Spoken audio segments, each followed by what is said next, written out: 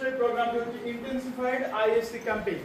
তো intensified ISC campaign Assam state ads control সোসাইটির তরফ থেকে এখানে রিসোর্স পারসন আসেন, ওনার নামটা কি স্যার? সৌমেন পাল। উনি আমাদের সঙ্গে যোগাযোগ করেছেন। আমরা জানি যে এইডস একটা ভয়াবহ রোগ এবং ইহার কোনো ঔষধ এখন পর্যন্ত আবিষ্কার হয়নি। শুধু আমরা যদি নিজে সচেতন থাকি তো সেই রোগের কবল থেকে আমরা নিজেদেরকে রক্ষা করতে পারবো, আমাদের পরবর্তী প্রজন্মকে রক্ষা করতে পারবো, আমাদের সমাজকে রক্ষা করতে পারবো, আমাদের দেশকে রক্ষা করতে পারবো। শুধু দরকার একটু সচেতনতা, এবং সেই সচেতনতা শিখতে হলে, জানতে হলে আমাদেরকে ইনফরমেশনের দরকার আছে এবং সেই অনুযায়ী আমরা নিজেদেরকে চলতে হবে।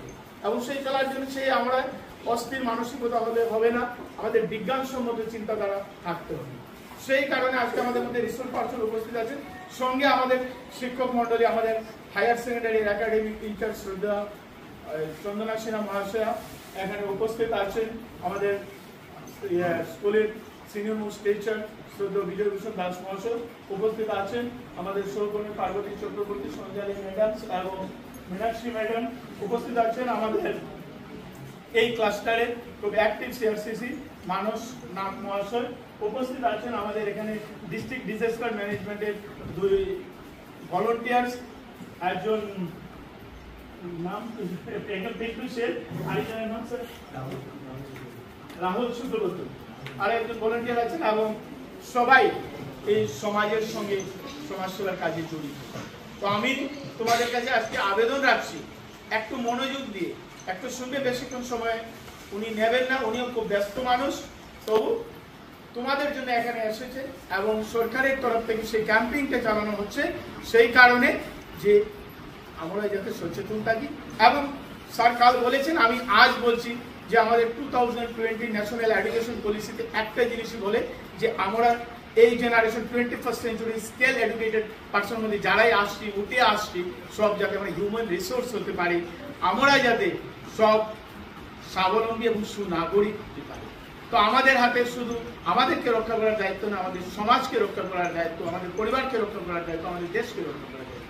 যার জন্য তোমরা সুন্দরভাবে শুনবে, পারবে তো? ধন্যবাদ। আমি মঞ্চে ডেকে নিচ্ছি সৌমেন পাল মহাশয়কে, উনি তোমাদেরকে বিস্তারিতভাবে আলোচনা করবেন। একটু সময় দেওয়া যাবে তো? এর মধ্যে স্কুল স্টুডেন্টসরাও মেন, তোমরা স্কুল স্টুডেন্টস অফকোর্স ইউনিফর্ম পরে আসবে। এখন কথা হলো, আজকের আগে তোমরা কেউ এইচআইভি বা এইডস এর কথা শুনছো? কে কে শুনছো? হাত তোলো। এইচআইভি এইডস এর ব্যাপারে যে শুনছো, এইচআইভি এইডস এর নামটাও বলা, হাত তোলো। অনেক কম দেখি, মারাঠিকে তোলো, মানে এরকমভাবে তোলো, মানে জহিন পর্যন্ত তোলা হয়। এই তো অনেক কমে তুলছো, ঠিক আছে। যারা তুলছো এরা হাতে প্রশ্ন, এইচআইভি আর এইডস এর দুটো সেম জিনিস, এই সেম জিনিস হয়, হাত খাড়া করো। ভেরি গুড, দেখে বুঝছে না, এইচআইভি আর এইডস দুটো সেম জিনিস না। অনেকের কাছে কোনো আইডিয়া আছে এইচআইভি কি হইতে পারে? জাস্ট আইডিয়া, ভুল হলেও অসুবিধা নেই,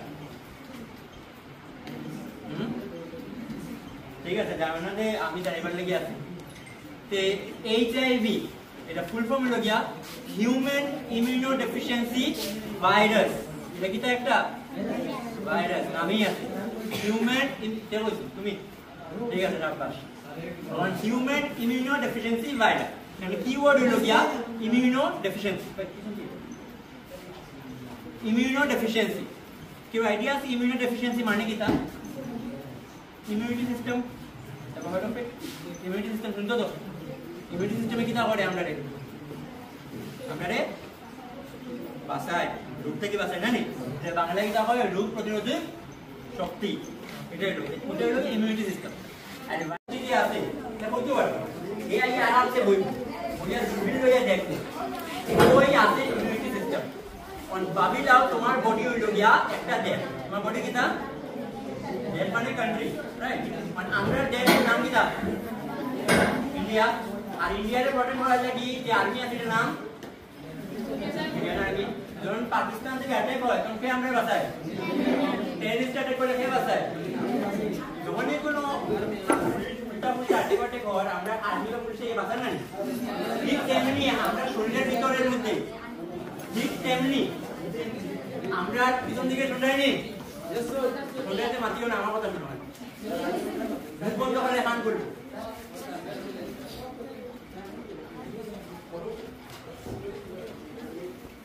এমন কথা হলো যে তোমার বডির ভিতরেও বলতে গেলে তোমার বডি একটা দেশের মতো, এই বডির ভিতরে অনেক রকমের কার্যক্রম চলে। রেড ব্লাড সেল মানে আমরা লাল রক্ত অক্সিজেন পুরো শরীরে নিয়ে যায়, রাইট? আর হোয়াইট ব্লাড সেল কি তাহলে আমরা বডিতে বাঁচায়, এগুলো কি আমরা রোগ প্রতিরোধী শক্তি বা সিডিপো যেটা হয় বা ইমিউনিটি সিস্টেম। এইটাই কি তাহলে হে বডির মধ্যে ঢুকার পরে হে জাসুসে জানা যায়, কেউ চিনতে পারে না যে হে ঢুকছে উঠে। আগে গিয়া দেখবে কোনখানো আর্মি আছে কোনখানো পুলিশ আছে দেখে বানা দিকে বুঝছে ইমিউনিটি সিস্টেম কই আছে, তারপরে এক এক করে ইমিউনিটি সিস্টেম থেকে অ্যাটাক করবে। আর অ্যাটাক করব এই অ্যাটাক করে ওরা তোমার শরীরের ইমিউনিটি সিস্টেমটা একবারে উইক করে দিবে, যাতে কই বলতে ইমিউনিটি ডেফিসিট হয়ে যাবে, ও যে ইমিউনো ডেফিসিয়েন্সি শব্দটা আইছে, এটা আমরা ইমিউনিটি সিস্টেমটা পুরো কমজোর হয়, এটা করে কমজোর হয়। আর এই কমজোর করে যে এইটা আমরা একদিনে করব, এ আস্তে ধীরে গেম খেলবো। তোমার কোভিড যখন শরীরে ঢোকার পরে 2 দিনের ভিতরে তোমার নাকের গন্ধ হওয়া বন্ধ হয়ে গেল, শ্বাস গেল, গ্যাস সিমটমস হওয়া শুরু হয়ে গেল, 14 দিনের ভিতরে সেগুলো মৃত্যু হয়ে গেল, আটকে তোমার বাঁচিয়ে গেল। এবং আসলে কোভিডের সময় এইচআইভি এরকম না, এইচআইভি সিমটমস চাইতেও অনেক সময় রাখে। হে তোমার বডি ঢোকার পরে সবচেয়ে প্রথমে সময় লাগবে সিমটমস আনতে, আস্তে ধীরে তোমার ইমিউনিটি সিস্টেম অ্যাটাক করবো। আর তারপরে 1 মাস বা 3 মাস পরে সিমটমস এসে সিমটমস গুলো কিন্তু একবারে মামুলি, যেমন সর্দি কাশি, মাথায় ব্যথা, গলায় ব্যথা, এইসব জায়গা ফুলে যাওয়া, তলপেটে ব্যথা করা, জোড়ার মধ্যে ব্যথা করা বা পেটটা প্রথমে জোড়া জোড়া ফিল করা, এইগুলো অনেক কমন থাকে অনেক ক্ষেত্রে। বাট তোমার এইচআইভি ক্ষেত্রে ওইটা বারবার রিপিট হয়। জ্বর হইছে তুমি প্যারাসিটামল খাইয়া ঠিক হয়ে গেছো, 2 দিন পরে আবার হবে। জ্বরের লগে মাথা বেদনাও থাকবে, জোড়া বেদনাও থাকবে, তলপেটে বেদনাও থাকবে, সব 5-6টা সিমটমস এক লগে আইয়া পাও মানে অ্যাটাক করবে। আর ততই ওষুধ খাওয়া মানে ঠিক হবে। তোমার বাইরে শরীরে ঢুকলো, সিমটমস আইলো, তুমি সিমটমসে ট্রিট করে ঠিক আছে, কিন্তু রোগ ট্রিট করে না, তুমি জানো না এইটাই বুঝতে পারো, আর তুমি অ্যাভয়েড করে ভাবলে যে বারবার আইডিয়া বারবার ওষুধ নেই। এইচআইভি ব্যাপারে তুমি খেয়ালই দিলে না।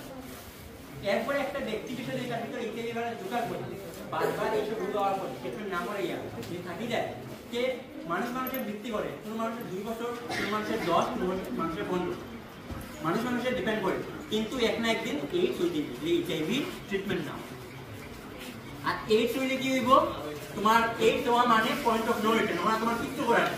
এইডস একবার যদি হয়ে যায় শরীর একবারে উইক, ইমিউনিটি সিস্টেম একবারে গেছে, তখন কি হইব তোমার শরীরের মধ্যে মামুলি রোগও মারাত্মক রূপ নেবে, মামুলি সর্দি কাশিও মারাত্মক রূপ নেবে।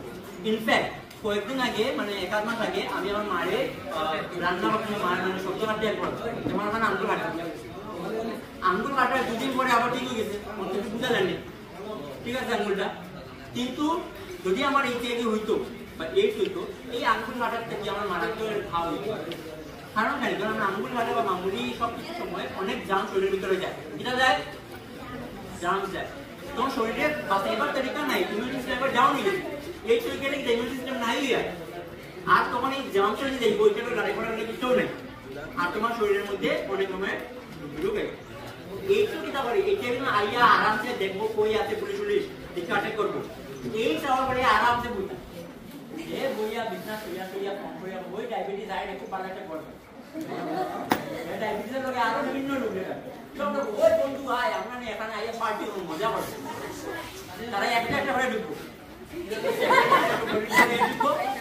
ঢুকার পরে দুমসে পার্টি না হুলস্থুল করে গান করে ডান্স করে সব কিছু করে, উল্টা উল্টা ভাষা করিও না, মানে সব কিছু ডান্স বান্স করার পরে তখন জায়গার মধ্যে মানে তারা যখন এইটাই ভাইরাস ঢুকে এইটা অন্যান্য ঢুকে তোমার ভিতরে মজা করবো পার্টি করিয়া, আর তোমার ওইগুলো সাথে ঘরে যখন কোনো রকমের ফাংশন হয়, যখন ঘরে কোনো ফাংশন হয় তো ফাংশনের ঘরে দেখান বাড়ি যায় না।